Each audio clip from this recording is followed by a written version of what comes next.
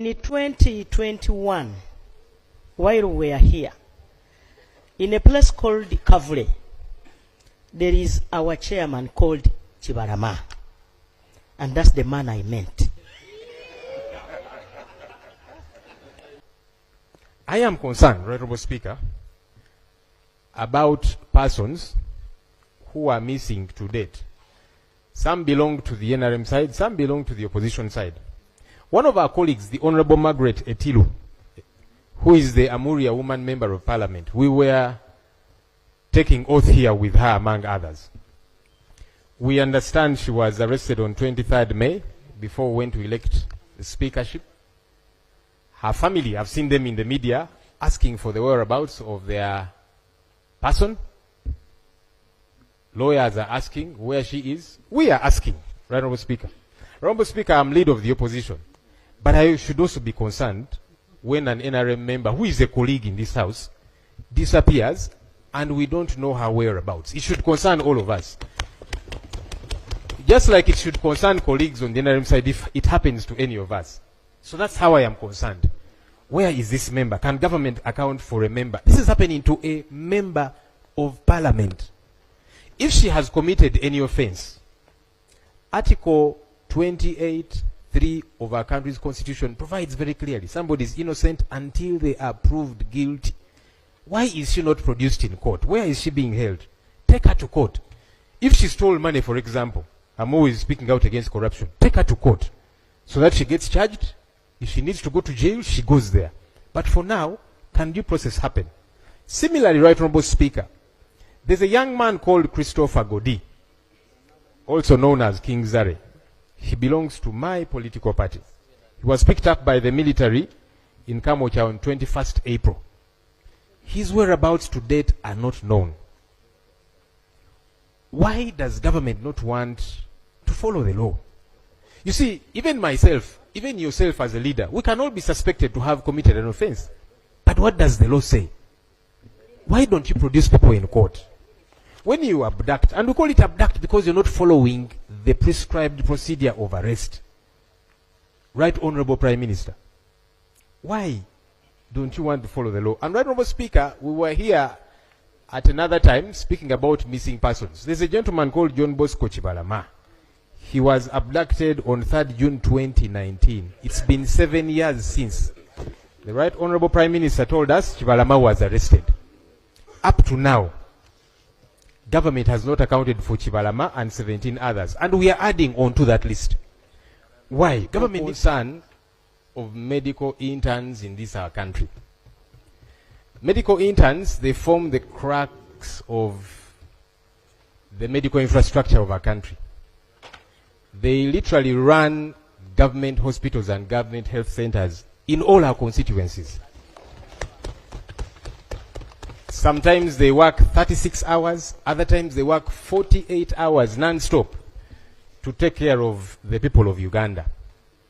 Government has historically facilitated them to do this work. They have finished the training, and then they do the 1-year internship of work.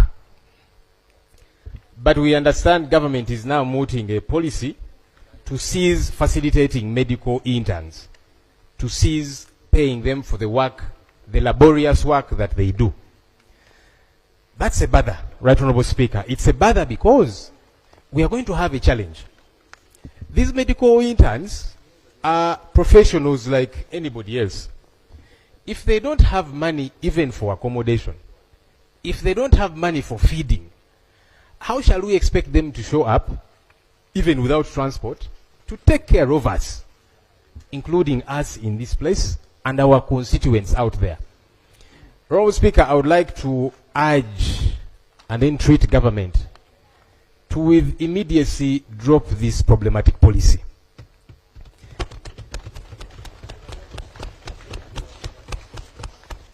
And the question of the lack of resources does not arise. Government recently suspended public holiday functions to save money. We had already, as Parliament, passed that entire budget, and so that money is available. And about 24 billion shillings is going to be saved.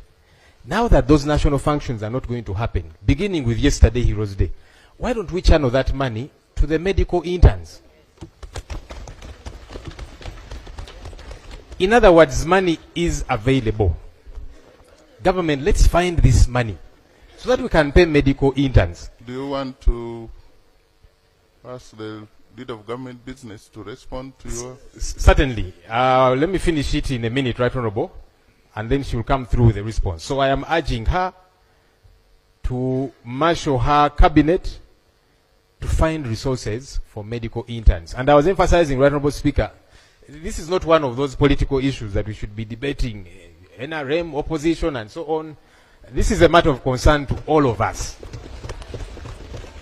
So I hope that government is going to find resources for that. Right Honorable Speaker and honorable members, I will start from interns. As you are aware, Right Honorable Speaker, I once was a Minister of Health, General Duties, some time back.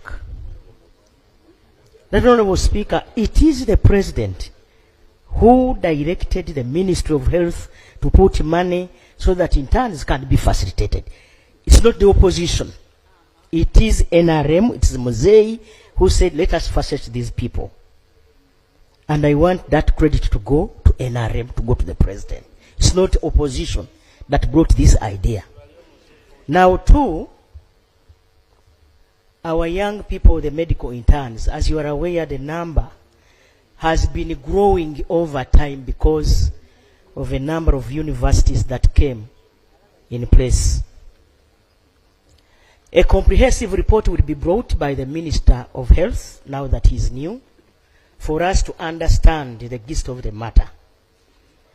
I don't want to give you half-baked information. Right Honorable Speaker, I beg that the Minister of Health can come with a comprehensive report. As you are aware, the Minister of Health is new. He was just sworn in the other day, and I want to congratulate him, Honorable Dr. Chris.